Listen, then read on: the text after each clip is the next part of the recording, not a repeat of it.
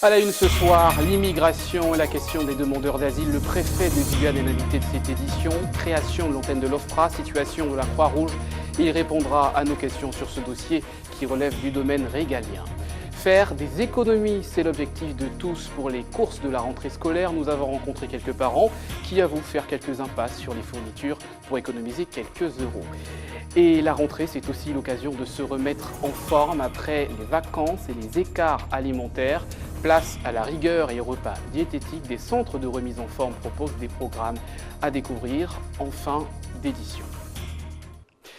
Voilà pour les titres. Bonsoir à tous. Le sujet est une fois encore au cœur de l'actualité. L'immigration et la vague de demandeurs d'asile qui touche la Guyane depuis le début de l'année. Avant d'en parler avec le préfet Martin Gégère, qui est l'invité de cette édition, je vous propose de faire un retour en images sur la situation. L'école Stanislas de Cayenne, transformée en un abri pour les réfugiés syriens. La décision est prise par le maire de Cayenne, Marie-Laure Finera-Hort, après qu'une trentaine de demandeurs d'asile s'installent sur la place des Palmistes.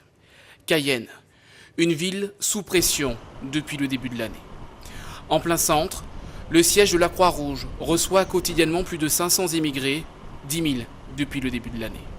En périphérie, beaucoup s'installent dans des squats comme ici, dans les anciens locaux de l'AFPA, dans des conditions d'hygiène souvent déplorables. Dépassé par les événements, l'État semble jusqu'à présent silencieux. Il y a quelques semaines, les parlementaires du Parti socialiste guyanais tiraient la sonnette d'alarme lors d'une conférence de presse. Nous aurions préféré que ces personnes soient accueillies aux frontières, qu'elles soient encadrées et que les services de l'OFPRA, qui sont en Guadeloupe alors que c'est chez nous qu'il y a et à Mayotte qu'il y a le poids des difficultés, soient traités très rapidement pour que ces personnes ne restent pas en Guyane. Ce sont des réfugiés économiques. Construction d'un centre d'hébergement, plus de contrôle aux frontières ou encore la création d'une antenne de l'Office de l'immigration, les solutions à trouver sont à la charge de l'État qui a une compétence régalienne sur le sujet de l'immigration. Et je vous le disais, le préfet de Guyane, Martin Gégère, est notre invité ce soir. Bonsoir. Bonsoir. Et merci d'avoir accepté notre invitation.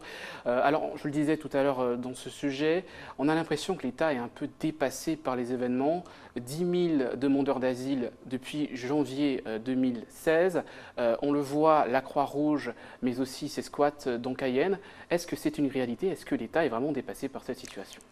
L'État n'est pas dépassé par les événements. L'État subit les événements et doit les traiter. Quand on parle de l'État, on parle des services de l'État, c'est-à-dire forces de police et de gendarmerie, mais on parle aussi des services d'accueil. On parle aussi de cette organisation autonome des services de l'État qui s'appelle l'OFPRA et qui accorde ou n'accorde pas le statut de réfugié aux personnes qui sont demandeuses en fonction des éléments qu'ils apportent à l'OFPRA pour demander l'asile. Alors justement, l'OFPRA, il y a une antenne qui se situe en Guyane, mais le siège est aux Antilles. On a vu la demande notamment du sénateur Antoine Karam.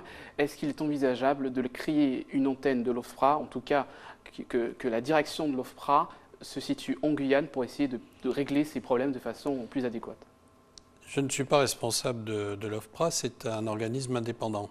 C'est normal, puisqu'il s'agit d'assurer à des personnes un statut de réfugié. Vous savez qu'un statut de réfugié, c'est lorsque sa vie ou son intégrité personnelle peut être mise en péril par les conditions dans lesquelles le pays dans lequel on vit fonctionne et dans lequel éventuellement on peut être en danger pour soi-même ou pour sa famille. C'est ça le statut de réfugié. C'est un statut éminemment important, éminemment respectable, et les grands pays démocratiques s'honorent de respecter ce statut. Et pour assurer l'indépendance de la décision, c'est un organisme qui s'appelle l'OFPRA et qui a pour fonction d'enquêter sur l'histoire de chacune des personnes qui se présentent à elle pour voir si oui ou non ces conditions sont réunies. Mais alors sur l'organisation de ces voilà, services... sur l'organisation, c'est le directeur de l'OFPRA qui a la responsabilité de l'organisation de ces services. Alors, il y a quand même Ce des que je peux vous répercussions. dire, c'est que je partage le point de vue de M. Karam sur le fait qu'il serait utile qu'un service permanent de l'OFPRA puisse assurer la réception des demandeurs d'asile qui sont en Guyane. Je peux vous dire aussi, bien sûr, que cette demande, je l'ai faite. Et je peux vous dire aussi que ce travail est en cours au niveau des services de l'OFPRA. En revanche, ce que je ne peux pas vous dire, c'est la décision qui va être prise dans ce domaine-là, puisqu'elle appartient au directeur de l'OFPRA. Il faut que chacun ait conscience, nous avons notre réalité guyanaise, mais le problème des réfugiés en France, en Europe, dans le monde, c'est un vaste problème. Je pense que les Guyanais, comme tous les Français, regardent la télévision, voient ce qui se passe au Moyen-Orient, en Libye, dans d'autres pays terribles, et voient que c'est une vraie et grande question. Et qu'au milieu de cette vraie et grande question, celle de personnes qui sont dans des situations absolument épouvantables, il y a un certain nombre de gens qui se glissent de manière très opportuniste pour utiliser des procédures qui ne sont pas faites pour eux. Et ça, c'est un autre problème. Alors, on va parler maintenant des répercussions donc de cette vague de demandeurs d'asile incontestable depuis le début de l'année. Les antennes de l'OFPRA, justement, parlent d'un chiffre de 10 000. Certains avancent d'autres chiffres. Non, ce n'est pas 10 000. La date d'aujourd'hui, ça n'est pas 10 000. C'est combien? C'est aux alentours de 4 500 pour le moment.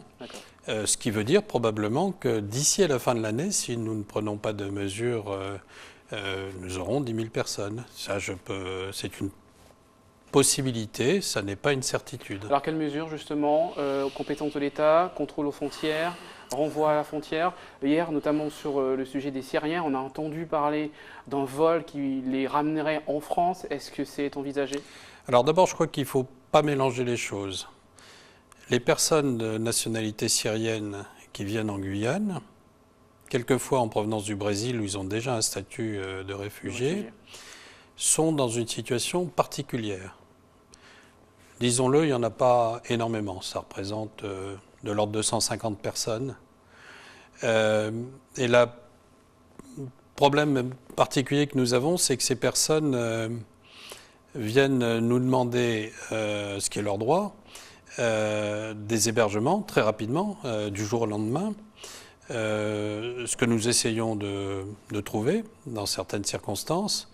Mais il faut que chacun comprenne, et je pense que les Guyanais le comprennent bien, le problème d'hébergement en Guyane, malheureusement, il ne concerne pas que ces 150 personnes, il concerne beaucoup de monde. Alors la mairie cayenne a pris des dispositions, on l'a vu aujourd'hui, jusqu'à demain, ils sont hébergés dans une école de la ville. Ils ne sont pas du tout hébergés dans une école de la ville.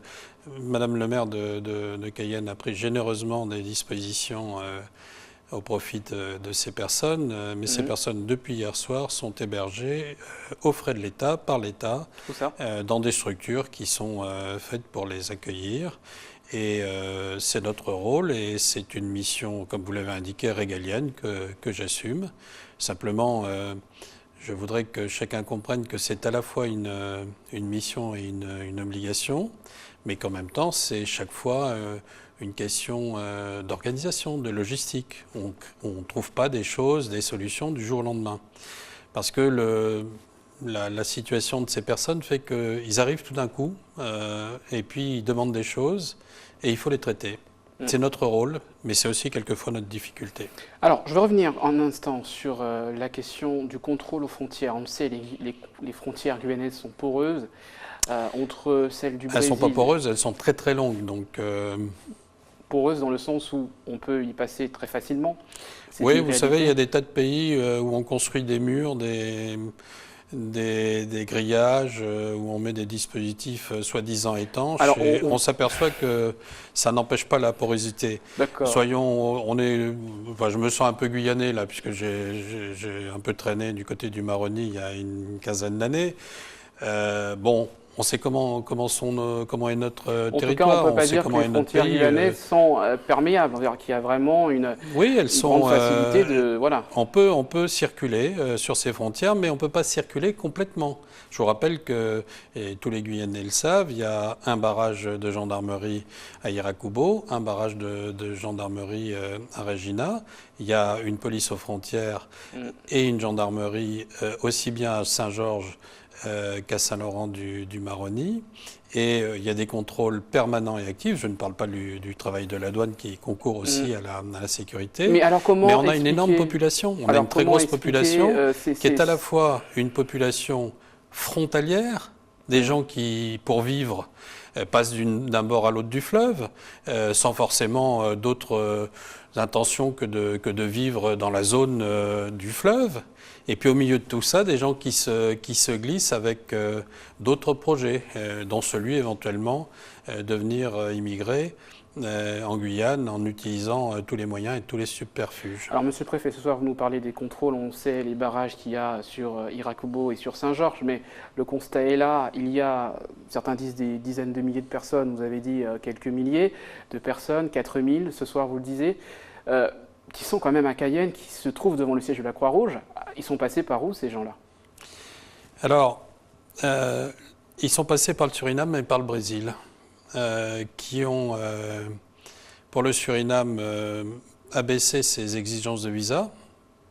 On peut venir de Haïti au Suriname sans visa ou avec un visa touristique qui vaut 30 €, moins cher d'ailleurs que celui que payent les Guyanais. Et puis on peut venir aussi au Brésil.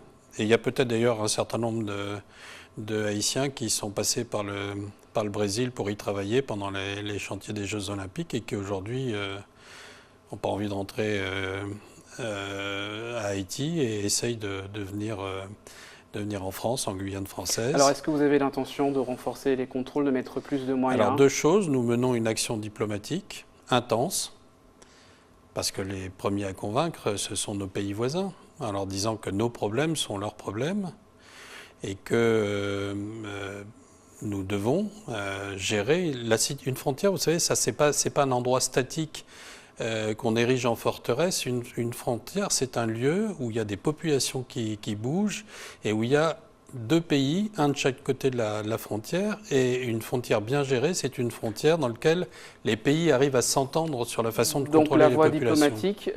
Donc la voie diplomatique est un élément important. La force de la diplomatie, c'est qu'elle aboutit en général à des situations de droit qui sont solides.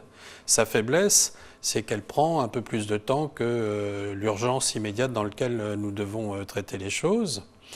Nous prenons aussi, bien sûr, des mesures de police. Depuis le début du mois de juillet, nous avons arrêté plusieurs dizaines de trafiquants, de gens qui profitent de cette situation pour se faire de l'argent. Je peux raconter l'histoire sans donner trop de détails, mais ceux qui la connaissent le reconnaîtront, d'un type qui, pompier volontaire dans une commune, transporte 4 Haïtiens qu'il a déguisés en pompiers. Est-ce que c'est correct? Est-ce que c'est convenable? Pour chacun de ces Haïtiens, il a demandé un prix de passage. D'ailleurs, il a été arrêté au barrage Irakubo. Pour terminer, voilà, Monsieur le Préfet, vous connaissez bien l'histoire. Évidemment, sur cette question de l'immigration, je parlais tout à l'heure de moyens. Vous semblez dire que les moyens sont là.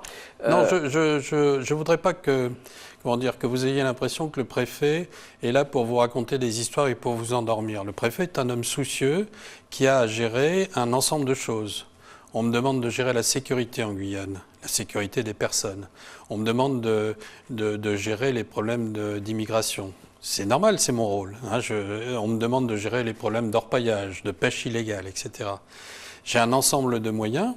J'ai des collaborateurs et des forces de gendarmerie, de police extrêmement engagées, extrêmement compétentes. On peut toujours dire qu'on n'en fait pas assez, qu'on pourrait faire plus, qu'on est mou, qu'on n'en fait pas assez. Mais c'est pas ça le problème. Le problème, c'est d'arriver à mettre ensemble un certain nombre de dispositions qui permettent de tarir les flux d'immigration que moi je considère comme opportunistes et irrégulières de personnes en provenance de Haïti, puisque c'est de ça qu'on parle actuellement. Alors pour terminer sur ce dossier, je le disais tout à l'heure, vous disiez que beaucoup de ces personnes qui demandent l'asile politique, en réalité, ne pourront jamais l'avoir. Que se passe-t-il à ce moment-là? Est-ce qu'il y a un plan de reconduite à la frontière pour ces personnes? Est-ce que l'État a les moyens de le faire? Oui, et vous aurez l'occasion de le voir dans quelques semaines. Alors, on va passer à un autre dossier maintenant assez brûlant de l'actualité de ce mois d'août 2016, celui du char et de cet incendie meurtrier qui a coûté la vie à un pensionnaire à l'hôpital de Cayenne. On vient de l'apprendre, l'UTG Santé organise une marche demain après-midi pour notamment dénoncer les conditions de prise en charge psychologique des personnels. Est-ce que vous avez suivi ce dossier? Quelle est votre réaction? Oui, bien sûr, j'ai suivi ce dossier. D'abord, quand une personne décède dans un établissement de santé, c'est toujours dramatique. Parce qu'on se demande comment ça peut arriver. L'établissement de santé, par définition, c'est un établissement qui doit protéger les personnes. Là-dessus, je n'ai pas grand-chose à dire parce que l'enquête judiciaire est en cours et il appartient au procureur de se prononcer sur les conditions de prise en charge du enquête. personnel. Sur les conditions de prise en charge du personnel, moi je ne suis pas administrateur de l'hôpital. Je ne veux pas porter de jugement à l'emporte-pièce. J'ai entendu la souffrance psychologique qu'ont exprimé un certain nombre de personnes et je la trouve légitime. Et je trouve légitime que ces personnes demandent qu'on les assiste dans cette souffrance psychologique. Je pense que nos métiers, les métiers de santé, les métiers de sécurité, les métiers d'ordre quelquefois, mais les métiers de santé sont des métiers où il nous arrive fréquemment d'être confrontés à la mort, à la maladie, à la difficulté des personnes, que ces métiers nous amènent à être quelquefois forts face à ces épreuves que subissent les personnes. Et puis quelquefois nous surprennent parce qu'ils nous prennent sur des points sur lesquels on pense que ça ne peut pas arriver. Et puis ça arrive. À ce moment-là, je crois que c'est effectivement utile, qu'il y ait un accompagnement, une réflexion commune. Je vérifierai, ça n'est pas ma responsabilité directe, c'est des choses qui se font avec le directeur de l'Agence régionale de santé, mais je vérifierai qu'on a bien pris en compte cette dimension. Connaissant les administrateurs de l'hôpital et le directeur de l'ARS, je ne doute pas de leurs soucis dans ce domaine. Monsieur le préfet, on ne pouvait pas vous épargner une question sur les transporteurs ce soir. Oui. Un conflit aussi qui dure depuis maintenant plus d'une semaine. On l'a vu, ces allers-retours en préfecture avec ces statu quo. On a bien compris que c'est un privé, Autovision, qui a, entre guillemets, la main par rapport aux préoccupations des transporteurs, mais il y a aussi d'autres revendications, notamment sur une éventuelle dérogation pour le contrôle technique des poids lourds, notamment au niveau du CO2. Est-ce que sur ces négociations qui sont demandées à l'État, est-ce que vous avez un point de vue? Alors, trois choses. D'abord, je me félicite d'apprendre que les transporteurs et Autovision ont trouvé un accord ce soir. Ce soir, vous l'annoncez.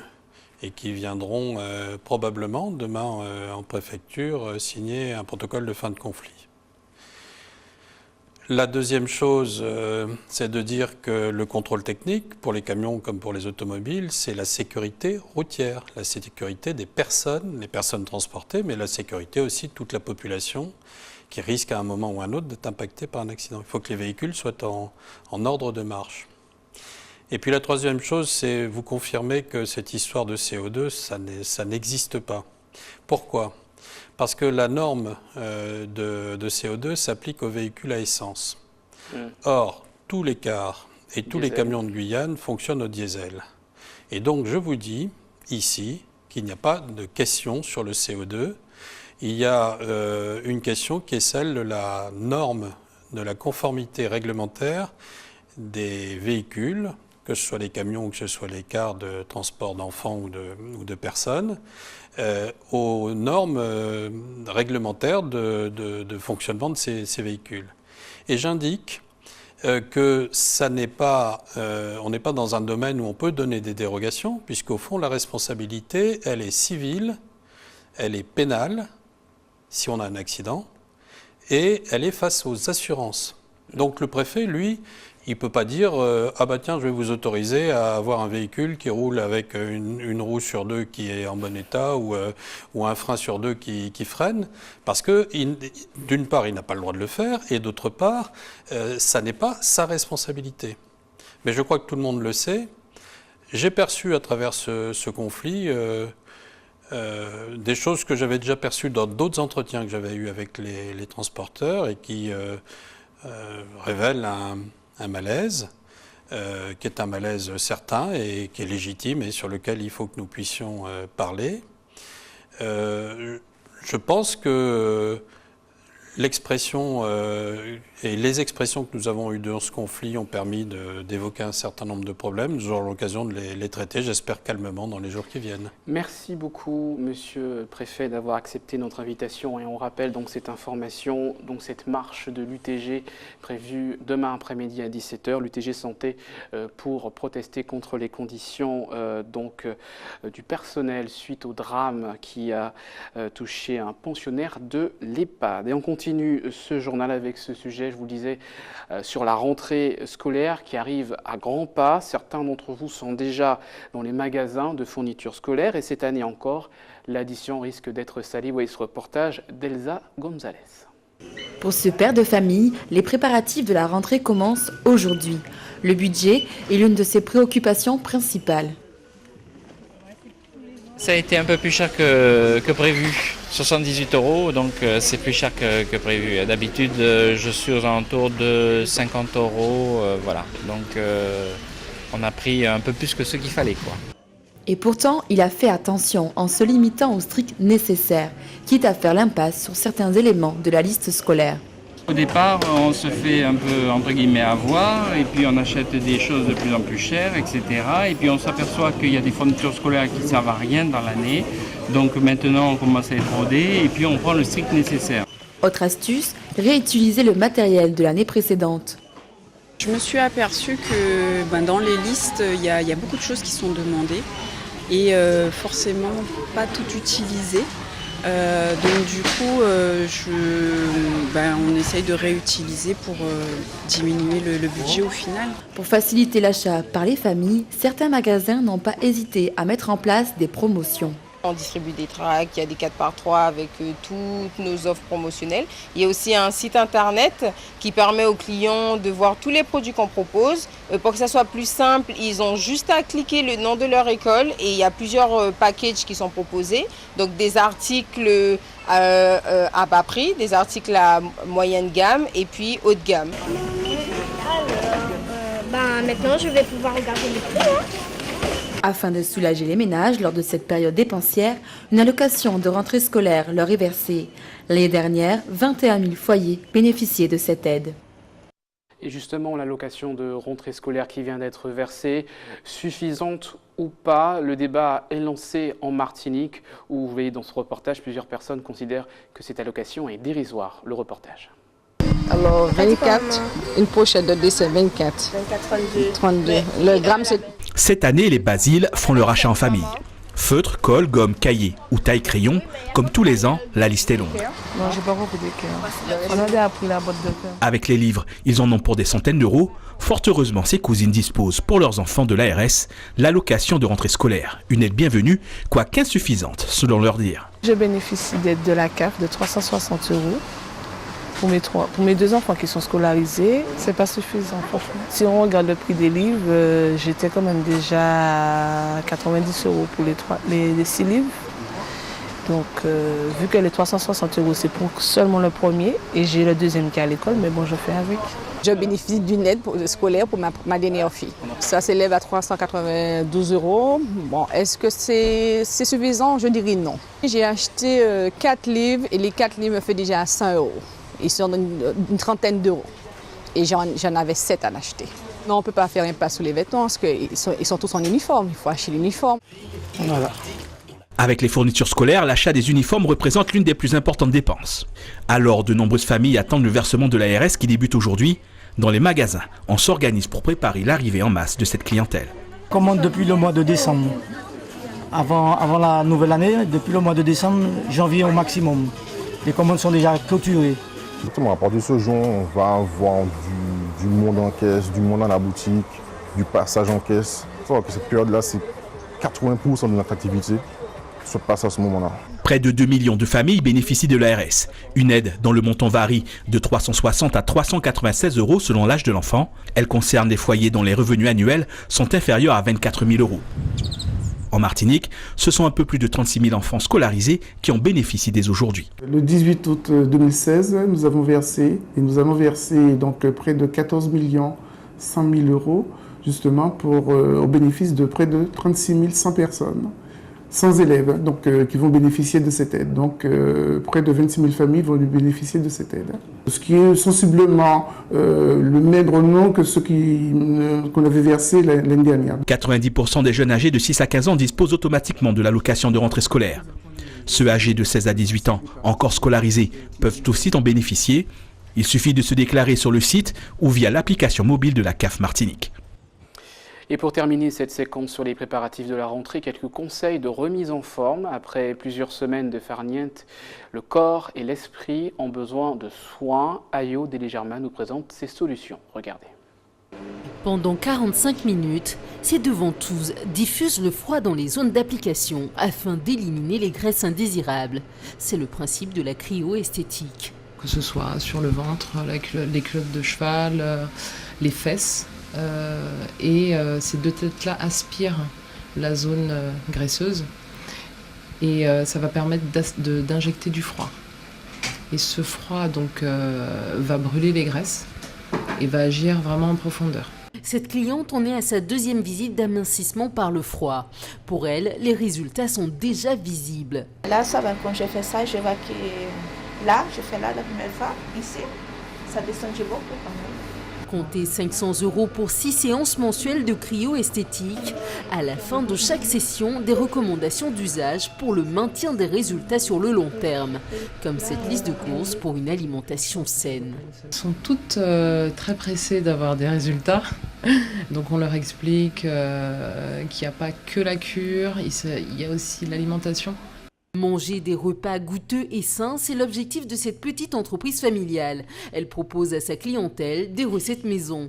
Plus qu'une question d'esthétique, il s'agit avant tout de santé. Tout ce qui est obésité, diabète, cholestérol, etc. est un fléau. Aujourd'hui, je pense qu'on est un peu obligé de faire attention à soi-même et de faire attention à ce qu'on mange.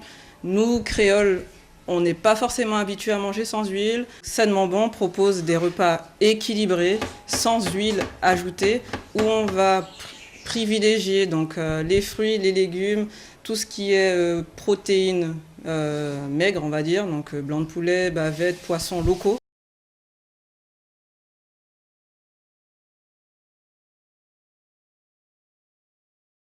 On se dit que manger équilibré, c'est forcément pas bon. C'est habitué et formel, les résultats au bout d'un mois sont réels. Depuis que j'ai commencé, j'ai perdu, on dira, 3 kilos pour l'instant. Oui, mais bon, j'ai eu un petit moment d'arrêt et j'ai repris il y a 3 semaines. On se sent mieux, plus légère. C'est bien de manger sainement aussi. C'est difficile, mais je tiens. Et on termine ce journal avec cette photo de Béatrice Edwige, la Guyanaise, finaliste des Jeux Olympiques. L'équipe de France de handball s'est donc qualifiée cet après-midi avec donc ce match, cette demi-finale qu'elle a gagnée. Un match qui se jouera, donc la finale se jouera ce dimanche face aux Pays-Bas ou face à la Norvège ou à la Suisse. Et donc l'équipe de France est assurée de partir avec une médaille, à savoir la médaille d'or ou la médaille d'argent. Le suspense dure toujours donc jusqu'à ce samedi. C'est la fin de cette édition. À retenir dans l'actualité de ce soir, le préfet Martin Jagère, invité de ce journal, il a répondu à nos questions sur l'immigration. Les moyens de l'État sont présents pour donc cette crise de l'immigration. Il a aussi annoncé la fin de la grève des transporteurs. Un accord aurait été trouvé ce soir. Nous y reviendrons demain, évidemment. La rentrée scolaire se prépare déjà dans les allées des magasins de fournitures scolaires. Des bons plans, vous venez de le voir. Il faut donc réutiliser les fournitures scolaires de l'année dernière. Et puis la rentrée aussi, mais du côté remise en forme, avec ces programmes de remise en forme donc, qui sont proposés par des instituts pour se trouver bien dans sa peau et dans son corps. Voilà donc pour l'info sur ATV Guyane. Tout de suite, BFM TV, on se retrouve demain.